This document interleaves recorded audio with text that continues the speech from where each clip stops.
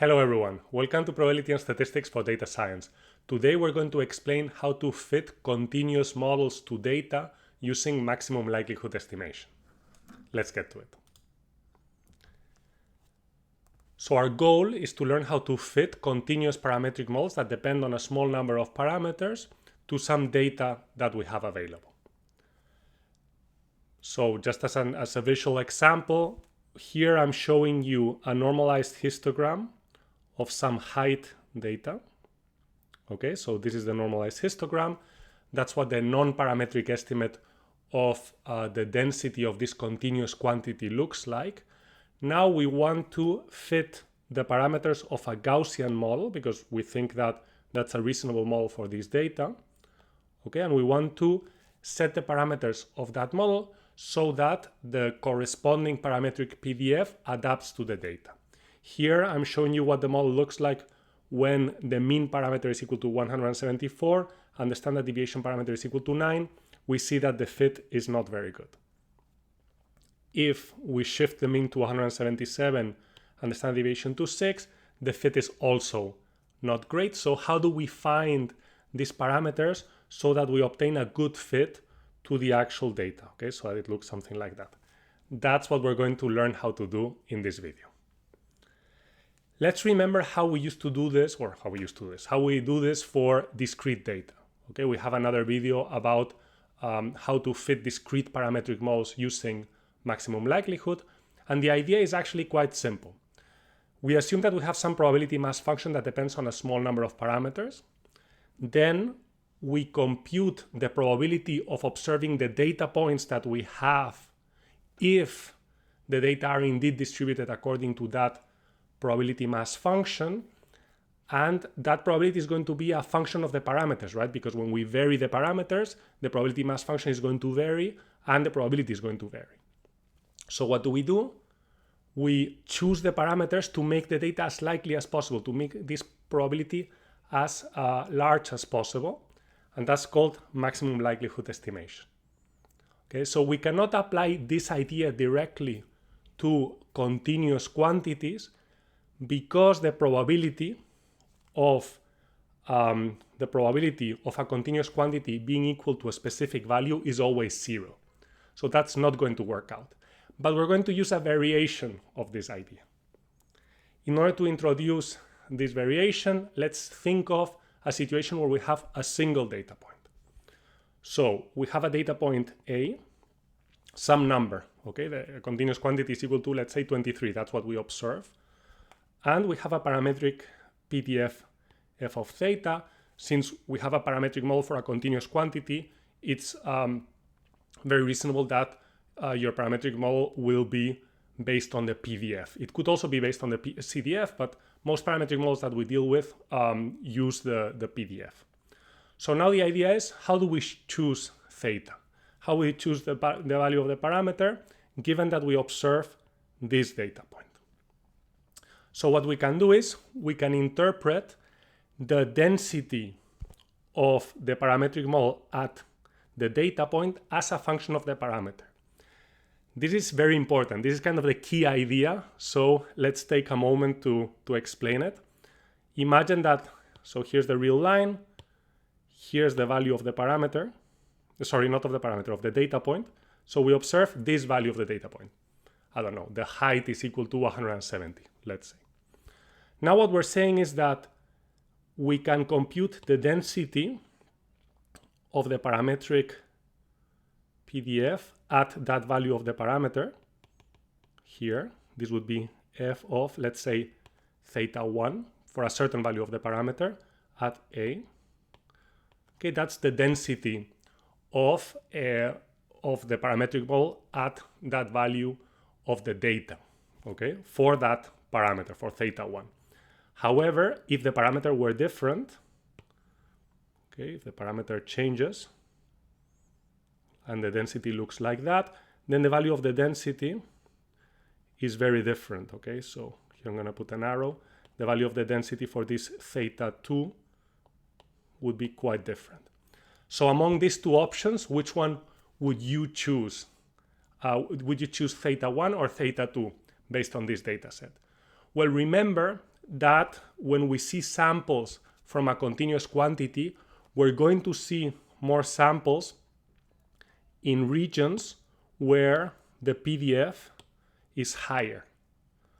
So because we see the data point there, it's more likely that it comes from a PDF that looks like this rather than one that looks like that.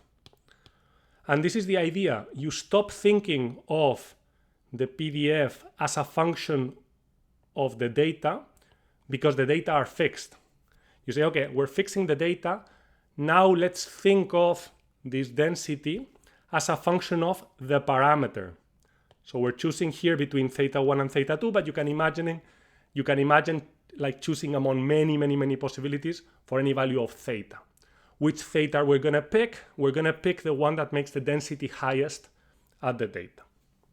Okay, so we're going to assign the highest possible density to A by choosing the parameter accordingly. And that's maximum likelihood for a single data point. Of course, we're never going to fit a density or a parametric model using a single data point. What do we do if we have more data?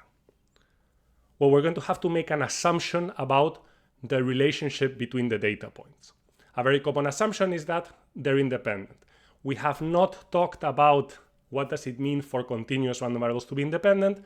So here you're going to have to bear with me, and we're going to just make a statement about the density of data points where they're independent. Later on, we will justify this when we talk about the joint distribution of continuous random variables. But for now, we're going to make the following assumption. We're going to have n random variables that are continuous and live on the same probability space. We're going to say that those random variables are identically distributed if each of them has the same PDF. We're going to model the data points as these random variables. So if we're trying to fit the PDF, it makes a lot of sense to assume that each of the data point is generated according to that same PDF. Okay, so in other words, the parameter of the parametric model should be the same for each data point, because otherwise, what are we doing here, right? The second part of this assumption, or the second assumption, is that the data points are independent. They're only connected through the PDF. Okay, so every event involving A1, A2 to AN are all going to be mutually independent. Okay, that means that when we're sampling the points, the value of the points only depends on the PDF. There are not extra interactions between the points. That's a very common assumption when we are fitting models to data. We call such data independent and identically distributed, IID. You probably have heard this before. Under that assumption, under the assumption that the data are IID, the joint density of all the data points, again, we haven't defined joint density yet. It's just a generalization of the density concept to several random variables. We're going to talk more about this when we talk about the joint distribution of continuous random variables. But for now, bear with me. The joint density of these IID random variables is equal to the product of this same density evaluated at each of the data points. Okay? So now we build a function that is a function of the parameter, which tells us that then the joint density at the observed data as a function, again, I'm saying function like 20 times here, but it's really important, as a function of the parameter. Okay, so this tells us the density of the parametric model at the data when we vary the parameter. And what we're going to try is to make that density as high as possible, just like we did for the single data point. Usually, because here we're multiplying quantities that can be quite small, the density is not necessarily smaller than 1, but it often is.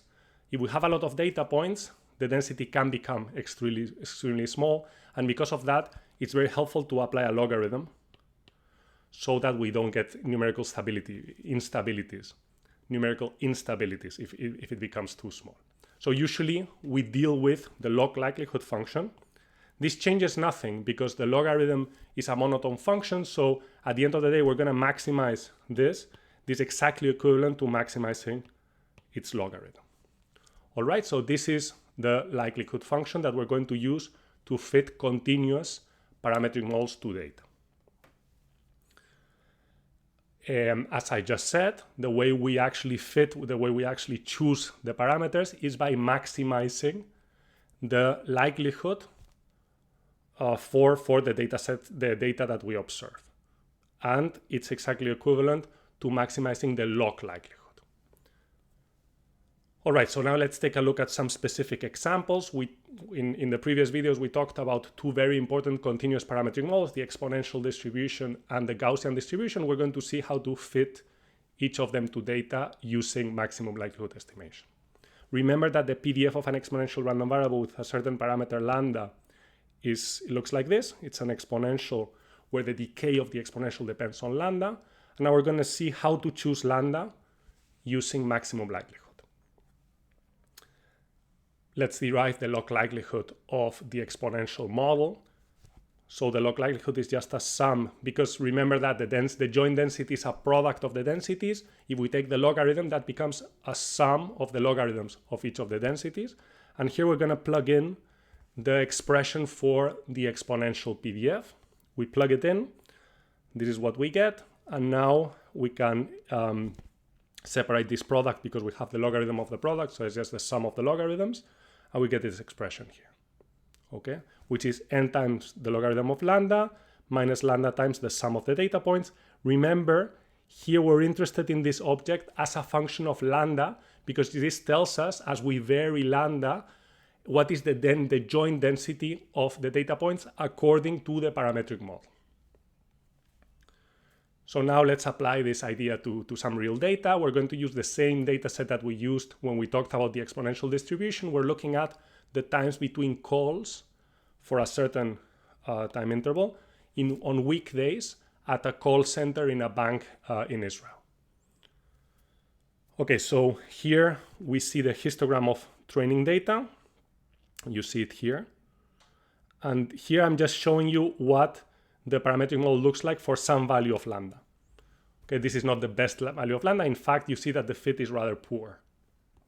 This is another possible value of lambda. Here the fit is not amazing either. You see that this decays too fast. Now let's look at the log likelihood function that we just derived. Okay, so this is the log likelihood function that we derived as a function of lambda for those data points. Remember, the likelihood is always built by first fixing the data points and then doing the derivations that we did and obtaining a function of the parameter that we want to fit, which is lambda.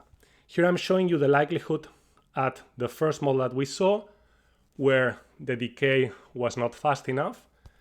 And here we see the log likelihood at the model where the decay was a little bit too fast. Lambda was too large. What we really want to do in order to fit this data well is to find the point at which the likelihood is highest.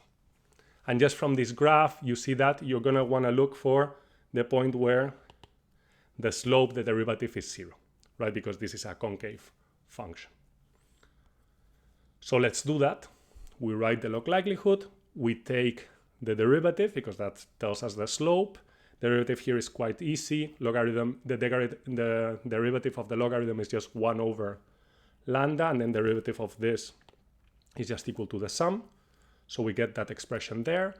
Now we can take the second derivative to just check that indeed this is always going to be concave, so that when we put the derivative to 0, we really are at a maximum.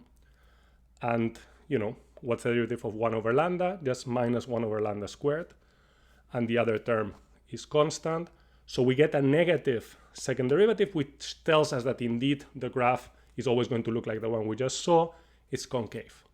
So now we can just set the derivative to 0, and we get that the best lambda is equal to 1 over the average of the data, which is kind of satisfying because remember that lambda in the exponential model is the rate at which the calls arrive. So here what are we doing? We're saying, what's the average time between calls? 1 over that, it makes sense that it's a rate, right? If the average time between calls is like, let's say 10 seconds. So 0.1 calls per second would be the rate. It's always important, the reason why I bring this up is that it's always important once you've done derivations to actually look at your result and ask yourself if it actually makes sense. In this case, what do we mean by make sense? We had derived the exponential model based on the assumption that lambda was some kind of rate at which the calls arrive. So we should see whether the quantity we're computing from the data corresponds to that intuition. And indeed it does. So great, now we have found this point here where the likelihood is maximized, and this is the fit that we see. If you look at this kind of very quickly, you might be bothered by the fact that the fit here is very poor. What happens here is that basically the data are approximately exponential.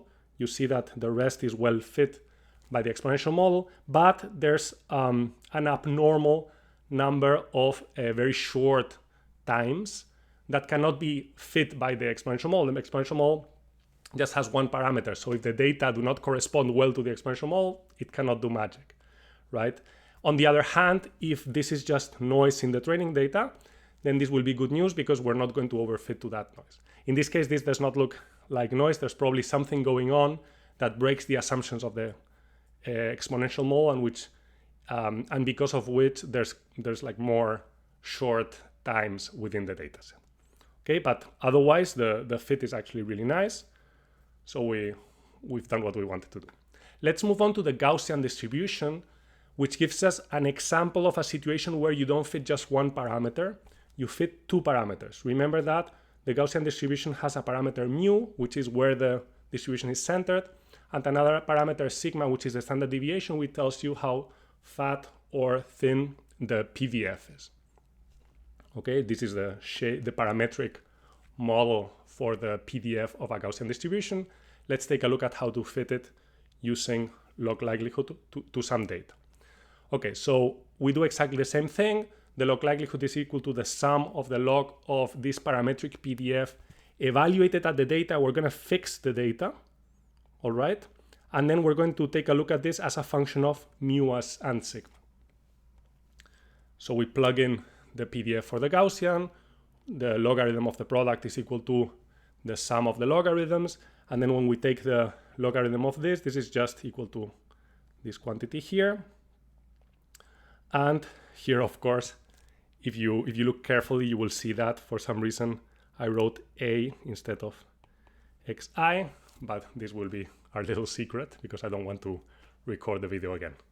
Okay, so this is the expression that we get for the log likelihood of the Gaussian as a function again of sigma and mu, where the data are fixed because the data are the data that we observe. Now we're trying to maximize the density. Now when we plot this function, it depends on two parameters. So we're not going to be able to plot it just on one axis. We're going to have to plot it, we will see, as a contour map. Before that, let's take a look at some examples. So here, this is what I showed you at the beginning of the video. This is the fit that we obtain with this value of mu and this value of sigma.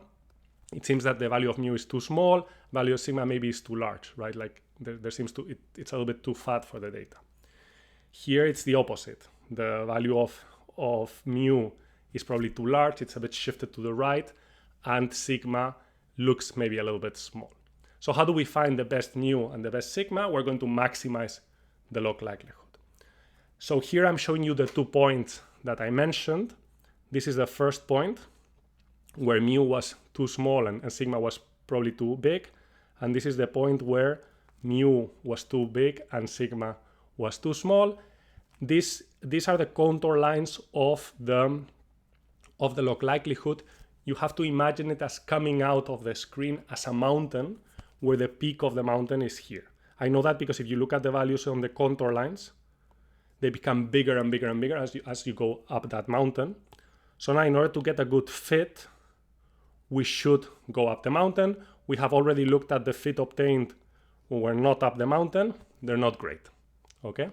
How do we come up the mountain? In general, when you maximize a log likelihood that depends on several parameters, what do? You check whether this is indeed a mountain. So is this function concave? And you can do that using the Hessian matrix. Seeing that the Hessian is negative semi-definite. Don't worry too much about that for the purpose of this course, but just so you know. And then you set the gradient to 0, which means that you're like, you're at the top of the mountain because the tangent plane is horizontal, okay? That's how you do it in general when you have many parameters. Here, for the Gaussian, it's going to be a little bit simpler than that, but just so you know. Okay, so what do we do for the Gaussian? The first thing we're going to do is we're going to take a derivative with respect to the mu parameter. So just with respect to the mu parameter, everything is constant with respect to mu except that. So the derivative of the mu with respect to the mu parameter is just equal to this, because we just have this square. The derivative of x squared is equal to 2x. Now the 2 comes down. That's the derivative. So now we realize that with respect to mu, whatever the value of sigma, this function is actually very easy to optimize. If we take another derivative, we have that derivative is just minus n over sigma squared. So this is a concave function just of mu as long as we fix sigma. And if we set the derivative to 0, we always get the same mu. The value of mu is equal to just the average of the data points, no matter what the value of sigma is, okay? No matter what the value of sigma is. So we already have our way of fitting mu. We're always going to set mu to be the average. Again, it's always good to take a step back and think, okay, this parameter that I've estimated now, does it make sense given the meaning that the parameter had when we derived, well, in the case of the Gaussian, we didn't derive it, but the way we understand what it means within the parametric model, it's the average, right? So it makes a lot of sense that you center this PDF at the average of the data. So it makes a lot of sense. Okay, now we can just plug in that optimal value for mu, since it's the same for every value of sigma. Again, this is just for the Gaussian. In general, you would have to do this thing where you set the gradient to 0 and make sure that everything is concave. But for this particular function, it's a little bit easier because we can optimize with respect to mu and we get the same optimal mu for every sigma. So we just plug it in, and now we have a function that only depends on sigma. We differentiate with respect to that function. Okay, this is the derivative. And now we would, if you take another derivative, you will see that it's concave. Another way of showing that that it's concave is that when we set it to 0 and we obtain the optimal value, which is this one. This is what happens if you set that to 0, then you see that the derivative is negative on one side and positive on the left and negative to the right. But you could also just take the second derivative to see that this is concave. Long story short, this is the optimal value of sigma. Sigma squared is equal to 1 over n times the average of the deviations of the data around the mean that we have estimated, which completely makes sense given how we understand the standard deviation parameter, because it captures deviations around the center of the distribution. It tells us how fat or how thin the density is going to be. So again, this makes a lot of sense. We'll talk much more about this later on, but this is essentially the same as the empirical, the sample variance of the data. We haven't defined that concept yet, but just so this sounds familiar later on, this is very close to the sample variance of the data, which makes sense because the standard deviation parameter is the standard deviation of the Gaussian distribution, and the square of the standard deviation is the variance. All right, so this tells us the point at the top of the mountain. So now let's take a look at how the fit looks like there, and the fit looks very, very nice. Okay, so we have managed to fit the two parameters, so we get a density that adapts well to the data that we have available. And that's it. We have learned how to fit continuous parametric models using maximum likelihood. That's all I got. Thank you very much.